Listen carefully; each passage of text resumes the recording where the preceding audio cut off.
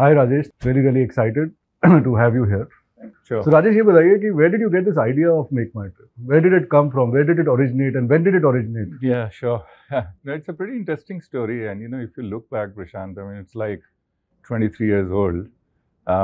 Make My Trip is actually 23 years old, adult now, as we say. Just very recently completed. It all started by a gentleman called Deep Kalra, way back in April 2000, 1st April 2000, All Fools Day, ironically. So I guess the thought that he had at that point in time, and I'll tell you sort of how we met, and then the journey continued. But idea at that point in time was that one, of course, entrepreneur. That he wanted to do something entrepreneurial. So Right. from his point of view, to do something on his own, because we were all professionals, and even Deep was professional before that, right? And then the second then was that after that, what do you want to do? Yeah. You want to be entrepreneur, but what do you want to do? What are the ideas that you have? So I think out of many ideas, there were two ideas at that point in time that were floating around. So one was, of course, online travel. The other one was actually online broking. The share broking or the trading platform, if you will, right? So, but between the two, I think it turned out to be the easier choice. And I'm speaking on behalf of Deep because it was effectively his choice. It turned out to be travel because he was passionate about travel. Right. That's how this idea started. Now, from my perspective, by the way, we didn't know each other. We met at Make My Trip. So he was looking for a founding team at that point in time. So we happened to meet, and rest is history. Yeah. Happened to meet, and we clicked in the first meeting itself. It was a very interesting meeting, a pretty long meeting, in fact. At least from my point of view, it was sealed at that point in time that, he might be the guy to work with. But before that, I think the interesting part from my perspective was the thought process was always sort of brewing in my head that I also want to do something on my own, Right. or I want to be part of a journey which is going to be building from scratch, if you will, right? Rather than, pursuing your career like a, large corporate executive or whatever, right? Right. And so the conventional path of, So career. creating a large corporate. Creating or building something from scratch like your own baby. Right. And then, hopefully impacting lives, right? Eventually. So that was really the idea. And the dry run actually started a little bit before, because just before Make My Trip, I was with another startup. And today that is a very hot space. It was at tech startup where we were trying to do Master of Computer Science degree from University of Illinois, video streaming. Right. And in those days, video streaming was not necessarily because bandwidth never used to be there. So हम FTP पे डालते थे server पे, and then from there we used to do a classroom sessions with the IT professors and stuff like that. But we couldn't scale that. But it was a good sort of dry run to get the flavor of what startup could mean. Right. And that startup happened after like my stint with Aptech, which was beautiful, like 5-year stint with Aptech. So I guess the idea was on my mind, somewhere in my head brewing. And then when I met up with Deep, I loved the idea. Right. And loved the man. And then that is how we got together. Right. Yes. So you think as a chartered accountant, being a finance professional, shifting to business, and actually being an entrepreneur, is that? No, I think it's a great question. So, you know what, again, and something, it's very interesting because CA, as you know, or for that matter, to be honest, any sort of, basic qualification, or, let's say any post-grad qualification as a fundamental base, sets a foundation very nicely. It obviously gives you functional expertise, whatever specialization that you would have chosen. Right. But it sets up a nice foundation for you. After that, you have to discover yourself, right? From a career growth standpoint, what are you discovering? Because if you ask me today, I know nothing about what I did in CA in the past, right? You forget about it, right? Because the life changes completely. And I think from my point of view, the shift from a finance role to a business role happened very, very fast. In fact, my first job in Voltas, I remember, I used to do my, whatever little role that I was given as a fresh chartered accountant, maybe in 2-3 hours in a day. Right. And then I will be on the shop floor trying to understand how the switchgears were produced, right, or manufactured. So I think somewhere down the line, it was thing was that one has to understand more business. When I left Aptech, I was doing a business role. I was heading North, division of Aptech. So it sort of came to me naturally. Right. And then from there on, like I said, right. So I was thinking of, okay, now if you have to pursue your career, look for doing something on your own and make my trip happen. You know, आप कह रहे हो कि people have to be qualified, they have to do a post-graduation degree to be an entrepreneur? No, not at all. Not at all? Not at all. I mean, there are many examples of college Yeah, dropouts, school dropouts, they are etc. doing very well, right? Absolutely, they're doing exceedingly well.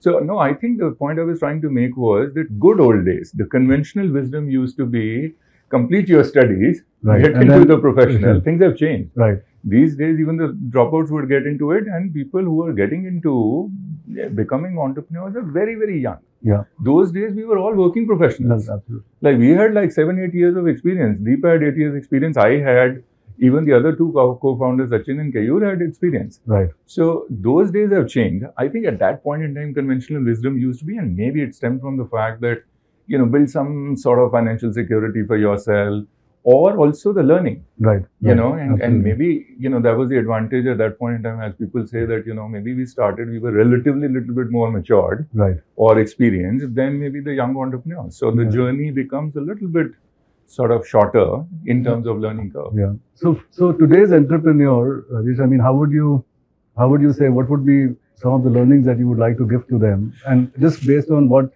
you have seen over the last 20 years, 23 years of running this company. Absolutely. And a ton of learning, Prashant, to be honest. I mean, and the learning curve still continues because, every stage that you're learning, because it's such a dynamic space. Absolutely. Fast changing every time. I mean, every now and then there's new technology that is sort of disrupting your life, right? So you got to be on your toes and learning and stuff like that. But if you have to look at just learnings over the last, let's say, 23 odd years, and you have to say, okay, what could be the potential 2-3 sort of nuggets for the young entrepreneurs who want to be entrepreneurs, perhaps. I think the first one, if you ask me, is that it's a hard choice that you have to make, because it's not a fashion statement to make that, my 3 friends have started a startup and therefore I also need to do a startup. Right. I think that's a blunder that anyone would make. You don't have to just, join the race just for the sake of it. Right. So you have to do a lot of thinking, lot of, weighing pros and cons of various choices that you would have as part of your career focus, right? Right. There are plenty of options. I mean, in today's world, there are like thousands of options available, right? Absolutely. I mean, you can pick and choose. Barring COVID, when was it where you really felt, I don't think I should do this anymore? Actually, to be honest, that moment never came, and maybe we were lucky. Right. It pushed us to the wall, and that actually pushing to the wall happened first 5 years. When it was really early stage, when we were all under the pressure because there was opportunity cost, etc. And then one would think at that point in time, are we doing the right kind of thing or not? In fact, Deep will tell you this story that, there was an offer to him to sell the company at, nothing. Right. So, and thank God we didn't take that offer, or he didn't take that offer, right? That was the time, and early stage of startup is perhaps the toughest. Right. It is also a lot of fun, lot of action, lot of work, lot of hard work, but it's also the toughest. As you start your journey to grow, then there will be plenty of challenges. There is no dearth of challenges. In fact, there is a famous saying at MakeMyTrip, there is never a dull moment. Right. Like you start talking about and saying, यार पिछले 7 दिन ठीक चले तो कुछ 8वें दिन कुछ ना कुछ हो जाता है. And most of the time something will happen more from a macro perspective, not necessarily within the company. Thankfully, within the company we've not seen so many crises, but macro driven, there are plenty of them. Like, so just when COVID happened, and there was no travel. Yes. And I think there was so much of uncertainty. Nobody knew what's going to happen. What was running in your minds? No, so आपको लगा कभी कि सब खत्म हो गया? So you can. No, I'll tell you very honestly. No, it was extremely tough, because this kind of a crisis we had never seen before. Right. हमने बहुत सारे देखे थे, by the way. हमने SARS pandemic देखा था, हमने .com bust देखा था, हमने 9/11 देखा था, airlines going down देखा था. There were many that we had seen, but this was a mega crisis. There was no question, for 2-3 reasons. One, the size of our company was very big. Right.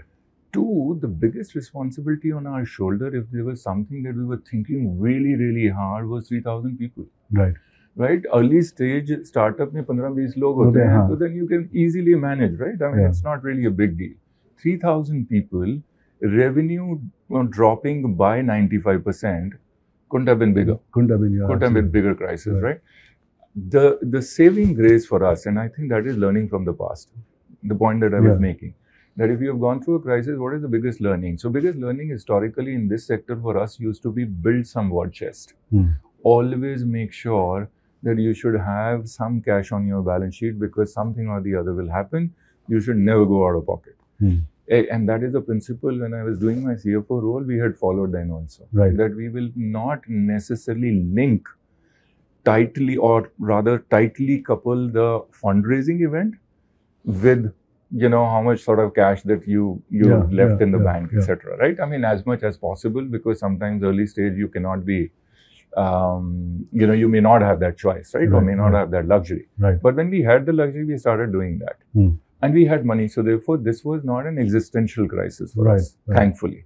It wasn't existential, but it was like otherwise massive, because we were a listed company, you know, stakeholders getting worried, overall industry coming to standstill and so on. So therefore, there, the learning was that we needed to act, and act like all hands on the deck. Right. Literally. And, you know, taking team along and all that. One of the learnings also over the years, Prashant, is that, and we've seen, if you set the culture right in an organization, you know, which is more friendly, accessible, transparent, empowering, wealth creation and sharing. Right. Then during crisis, people come together. Yeah. It's like India, we all say, right?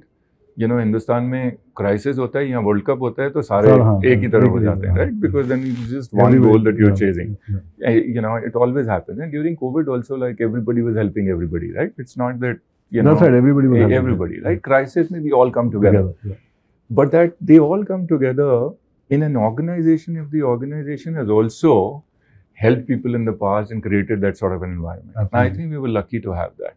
We were lucky to have our leadership team also coming together, our next level coming together. If we were setting the example from the top and saying we will go on zero salary, others also sort of contributed and said voluntarily. So there was actually a huge amount of conviction. Right. Trust me, if there was anything that was between, let's say, of the top leadership team was playing on our mind at that point in time, rebuilding the business. Because business was down to almost zero. So rebuilding, and we didn't know whether it's going to take 1 year or 2 years or more. And it ended up taking 2 years. And the reality but after that, it's just skyrocketed, right? It skyrocketed. But the reality is that it did actually take 3 years. 2 years pandemic recovery. Third year was business recovery. अब सब कह रहे हैं कि आप जितना आपने छोड़ा था उससे मल्टीपल में रिकवर कर लिया है. उसका एक और लोगों से खर्चे ज्यादा करा रहे हो. नहीं, खर्चे नहीं ज्यादा करा रहे. उसके खर्चे ज्यादा कराने का तो रीजन मैं बाद में बताता हूँ.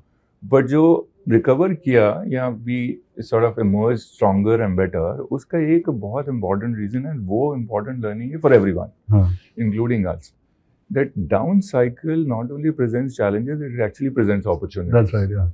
How are you going to seize those opportunities are up to you. So we had manpower, BAU was not happening. We deployed, we started thinking of what are the new projects that we should invest in. Right. I'm telling you, there is the amount of resources that we deployed to build the new platforms, new customer touch points. In the shorter span of 2 years, the amount of development that happened had never happened in the history of MakeMyTrip. You know what people don't realize, you know, now everybody's saying it's booming, etc. The reality is the industry lost 3 years. Yeah, I know. So it's recovering. It's like it's recovering. It's right? recovering. I mean, you know, I would have actually been at this position 2021. Yeah. No, it is recovering, but it's hurting the pockets of people like us. But it's recovering. Okay, let's talk about hurting the people for people's pocket. No, see, firstly, you know, people should be generous because 2 साल बेचारों ने कुछ नहीं कमाया. नहीं, इन्होंने लोगों ने खर्चा नहीं किया, और ये सारी कंपनी से पूरी industry struggled hell of a lot. You know, a lot of people ended up losing their jobs as well, and they were making huge losses. तो थोड़ी देर बनाने दो उनको भी पैसे. But also more importantly, I think it's a cumulative impact of demand coming back, and behavior changing to spend more, experience more. I think. I think it's also people realizing after the pandemic that you never know what's going to happen again, right? Life is short, and make the most out of it. And travel and hospitality is that's helpful. Yeah, that is now. And Rajesh, just your expansion, right? Geographical expansion, vertical expansion. I mean, where do you see that happening now? Will we see MakeMyTrip as the world's largest online platform, Expedia and all? Sabko why not? Why not? हम लोग को देश में एक ऐसा we need something like that. Why right? not? So is that? No, we should be ambitious about that. I mean, so I'll tell you what is in horizon, which is like immediate horizon. See, we've been the Indian leading OTA player, right? And India has been our core market, and there's still a lot of juice left in the India market, and India is also growing rapidly. So how much percentage of the travel business is still outside of the OTA? Outside of the India? In India, how much? What's your? Small. I'm just saying as an opportunity. Not even single digit. So everything. Small single digit. Right now, everything is 95% is all India. Right. And there is so much headroom still left in India, and therefore, the platform that I was talking about is actually getting into corporate, getting into B2B2C space, building a trip money platform, etc. is all India focused. Right. So to take the next level of growth of in India, and India is also overall growing. It's projected to grow. Travel industry is projected to now grow at about 13-14% year on year, and online will grow double the rate. Right? So there's a lot of juice left. But we also have already made a couple of international sort of geo expansion moves as well. And one of them is setting up MakeMyTrip in the GCC markets to start with UAE. Right. And ironically, that also got launched in the middle of pandemic. Developed and launched everything all told end to end in the middle of pandemic. When everybody was saying, in fact, I started getting those questions and saying, yaar, kya ho gaya? We are trying to survive it. Tum nayi market mein launch kar rahe ho because this is not the right time to launch. Right. And I said, maybe from our perspective, where I am coming from is that maybe it will give us an opportunity to test the market as the market is recovering. And that part of the world was recovering faster. Yeah, absolutely. It so happened that it started to recover faster than the rest of the world. So that's our first foray of the OTA brand taking to the region first. Yeah. Before we can think about any other markets globally, because there are globally also there are like, but when you're doing a digital delivery and it's all digital, right? Everything is digital. Right. The only thing required is broadband penetration, Wi-Fi, internet availability in those geographies. What stops you from going global? No, I'll tell you, it's not. I wish it was that simple. So building platform is not necessarily difficult. Acquiring customers from that geography is difficult and very expensive. If you have to digitally acquire customers from Europe, for example, and if you have an incumbent like Booking.com sitting in Europe, it's not going to be easy. It's not. But it's not going to be like they're not capturing the entire market. It's not a monopoly for them. No, not at all. Yeah. It's just a question of prioritization, right? It's just a question. Therefore, by same logic, we've gone into the GCC market, and I'll tell you another example that we've done, end to end. In fact, building on your sort of logic itself, right? Redbus brand of ours. We've taken it to 5-6 markets already, including Latin America. Right. We are in Southeast Asia. We are in Malaysia, Singapore, Indonesia. We are trying to look at Vietnam, and we are already there in Peru and Colombia. Right. So we have taken exactly the same playbook with the same logic, and organically growing it. But it's just a question of prioritization, right? Our plate is right now full for next level of growth coming from India, as well as, let's say, Middle East region, right? And then from Redbus perspective, maybe from the global. Tell me, Rajesh, the entire SMB segment in India, or small medium businesses segment, which are travel agents, and I think every corner still in tier 1 will have one, in tier 2 will have many more, and tier 3 will have many more. Yeah. So isn't with your platform coming in, is there a collaboration that you're trying to do with them? Yeah. Or are they going to lose their living because? No, not at all. In fact, India is a large country, right? And there will always be small travel agents, small shops. It's true for product commerce categories as well. And therefore, one of the reasons why a lot of the product commerce companies, e-commerce companies are also thinking of hybrid models. Model is because of some of these sort of nuanced market dynamics, if you will, right? So what we are trying to do is to divide this B2B market into two. One is the real corporate market. Right. So small and medium enterprises market. Absolutely. And we've built, and I was talking about various platforms. One of the platforms is actually MyBiz, focusing on small and medium enterprises. So that is like a clear direct B2B business. Yes. You're providing solution for corporate travel. Right. Right. And then on the other hand, we've built a platform called My Partner, Okay, for all which is travel agents. Right. So now all the content that we have built It's available to them. is available to them, is exposed to them. Right.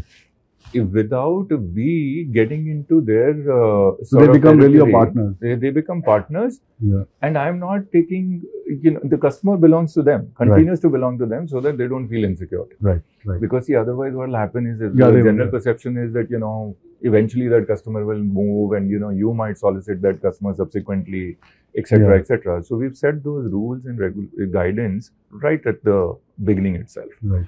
And Rajesh, I mean, the way earlier we used to carry tickets, now everything is online. Obviously, you guys have played a very important role in that, and the government of India has played an extremely important role in that, and the entire aviation sector and the hospitality sector has played. So what next? What is the next innovation for this entire ESG? I'm sure this has resulted into a lot of paper being saved, a lot of time being saved. I don't know, fuel as of now may not, but at some point in time that can also happen. Yeah. So what are you guys? What are you doing? And are you putting a carbon footprint on every ticket that so that people think before they book? I know. No, this is a great question, by the way, because if there is one of the areas which I think globally we are not investing as much we should be, it is actually sustainability. Right. It is about the environment, and we know what's happening to the climate change environment and so on. So we, from our point of view, definitely are doing some humble beginnings. Right. For example, that, as part of our initiative, we have a MakeMyTrip Foundation focusing only on travel related but green initiatives. Like plantation of trees is one of the initiatives. So I don't know if you would have noticed on our platform, we have a small little thing, 5 rupees, 10 rupees, sometimes 15, 20 rupees, depending upon the product. For that customer has the option to sort of contribute towards this cause. And then from our own corporate side on, MakeMyTrip as an entity also contributes from time to time the amount into the foundation for doing some of these initiatives. Right. So it's on sustainability. And not only, let's say, plantation of trees, definitely one. And we have like over 1 million plantation has already happened. In fact, maybe 1.5 million now. But also picking up some of the destinations, leisure destinations for cleanliness drives, the waste management, and so on and so forth. So Rajesh, what is next in terms of innovation? Hamari life is all known to you, where we travel, what we do while traveling. So what is next? Yeah, life known to us is actually data. Yeah. And then data we are only, and trust you me, we are only leveraging for not doing anything else, but to give you better experience. So give you better personalized experience. So in fact, what you just mentioned is the next innovation that is emerging very, very fast now. That how can I give you an experience which is very, very personalized, not necessarily a standard platform that is visible to everyone. Right. Right. So the early days of innovation was that I have a listing, I have a choice. It's a very personalized based on your past choices. Right. Right. So if you are looking for only a 5-star hotel, then why do I need to show like a list of 30,000 hotels? Right. So I will show you a few, and then this is a very simple, crude example of that, but then you can take it to a next level. Right. So that is one definitely happening. It's actually already live in the works and all. But I think the other very interesting and showing a lot of promise, I know there is a lot of hype around it, and I'm cutting the noise and the hype out of it, but it is showing promise as we are working on the use cases using that technology is going to be generative AI. So, and we have a soft launch already, working on Microsoft as a partner. And it's going to be a journey. It's because India is the vernacular language and the accent and the dialects are not easy. That's right. Right. It's the conversational Hindi is very different. Right. So we're working on that, but I see promise there. From a long-term standpoint, I see promise there. Yeah. Anything that you can tell us how our life would change just 1 or 2 ways in which it's going to change in the next 3 months in the travel domain?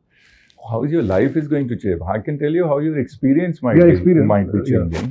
So see, one of the trends that are emerging, and it's worth sort of experimenting. It's worth using, as part of your stay experience, is to move away from, let's say, not necessarily all the travel that you would do end up staying at the hotel. come and stay on a villa, come and stay on a homestay, you know, have that kind of, if you are traveling. Are you selling the World Cup? Are you selling the World Cup villa story which was which you advertised? It was there on TV today morning, incidentally. No, I'm not selling. I'm not selling it. I was downplaying it to the right audience. I was actually downplaying because everyone is talking about World Cup, but you know, India के matches कितने हैं? And इतने 6 दिन का travel बढ़ेगा, so that doesn't move the needle for the whole quarter, right? So, but it does. It helps the momentum. Yeah, it does help the momentum. You know, because it's a very positive thing. The sports always sort of push the tourism for sure. Right. But more importantly, what I was trying to say, let's say offbeat locations. See, India is today leading the travel recovery. Right. And we are lucky to have India as a large country and many places to visit. And there are many hidden gems that we have not even tried. I am actually very encouraged by the infrastructure push that the government is also doing, by the way. So more connectivity that you solve, more airports that you solve, more highways that you build, you will be in position to experiment offbeat locations. Yeah. And in offbeat location, you will not find hotels. Yeah, you'll find all these. You will find homestays. You will find very decent, very luxury villas also. Right. Right? You will find them because a lot of people are investing in second homes and they are now saying, okay, this could be an alternative source of earnings for them. So that's definitely one where I think potentially experience can change for the better. Yeah. You know, it'll definitely give you a flavor of the new destinations, etc. That'll happen. The other thing, which is very interesting, for yesterday only there was an announcement. I think that's the next level of digitization in this space that is going to happen. The problem statement is that while national level, regional level digitization is happening on many use cases, destination experience still needs a lot of improvement. Right. So Rajesh, let's maybe go to your advice now to the people who are listening in, right? What is your favorite destination to go? So Maldives is my favorite, and with family. With family, absolutely. And what about party destination? Hottest party destination, boys trip. Your hottest party destination has to be Vegas, by the way. Vegas we can't afford. Tell us something. So Miami. Miami. Then go to Thailand. Then go to Thailand. So you can't afford Miami, but these are the 3 hottest destinations for party. Right. And what airline do you prefer to fly with? What airline do I prefer to fly with internationally? Internationally. I've flown in domestic. You know, I used to actually travel a lot in Indigo, off late Vistara. Right. Vistara has a beautiful product now. Business class, economy? Long haul, it has to be business class. Domestic?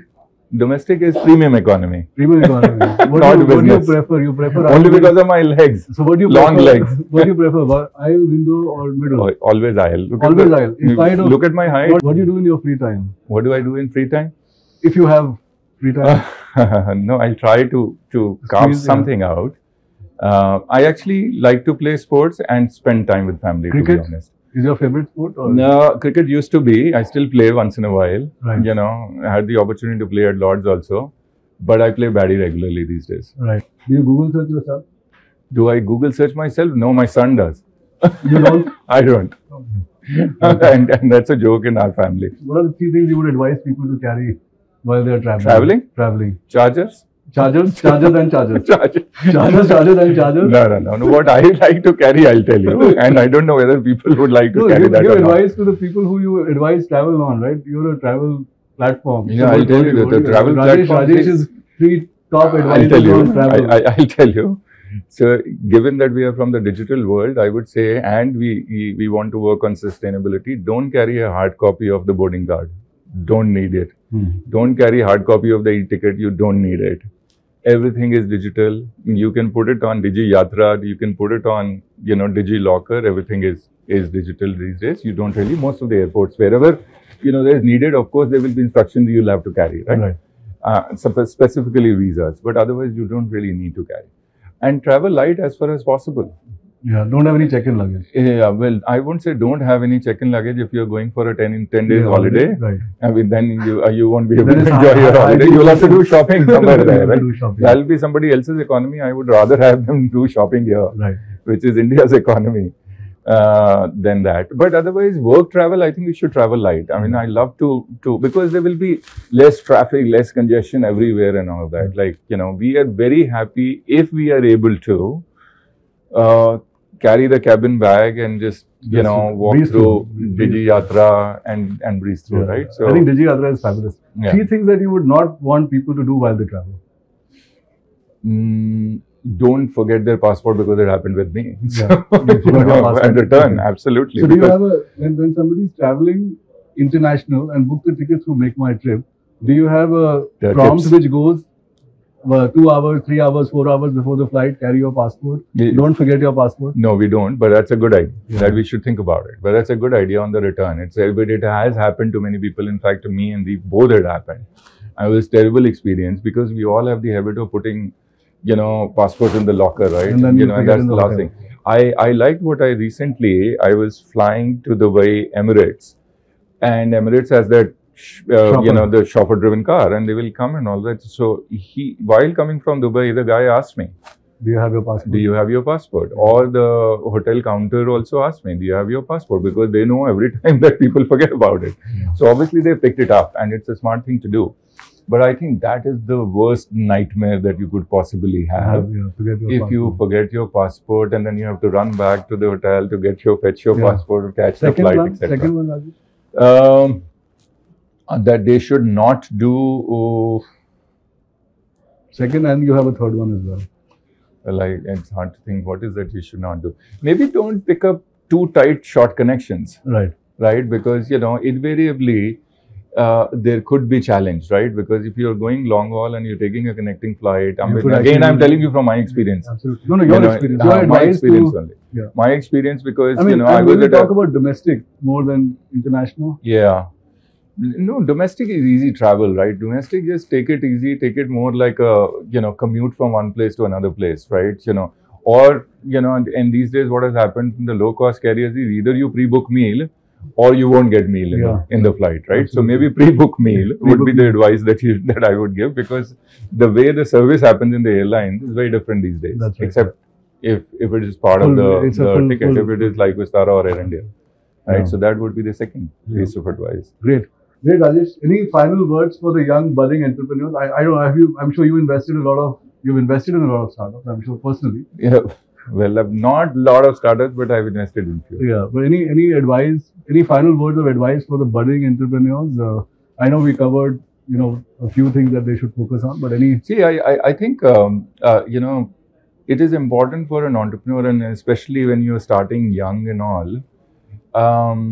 Keep listening to, because you would not necessarily know it all, right? I mean, we didn't know it all, even if we had 7-8 years of experience. Right. So you got to be in learning mode. You got to be open to listening people. Yeah. You find, and that is your choice. You have to find who you think that you can actually walk up to and have a very frank conversation, because the life is going to be pretty lonely otherwise. Absolutely. See, unless you have the team around you and you're open to sort of brainstorm and do it, because you won't know it all. Like, nobody can claim to know it all, right? It's always a collective wisdom that helps at the end. And so open to listening, open to learning, and don't feel, I mean, there's no ego involved in anything, right? Do I need to, and how the other person is going to sort of perceive or whatever. That's all. I think you can just cut that out, and just be open and continuous learning is good. Continuous learning, and listening skills are important. So if you're open to, then you would be listening to the advice, and hopefully, maybe not all the advice that you would follow, but there will be some nuggets that you will get that will help you. And sorry, one final one. That on the employee side and with the large organization that you have, we talked about the 120 top employees.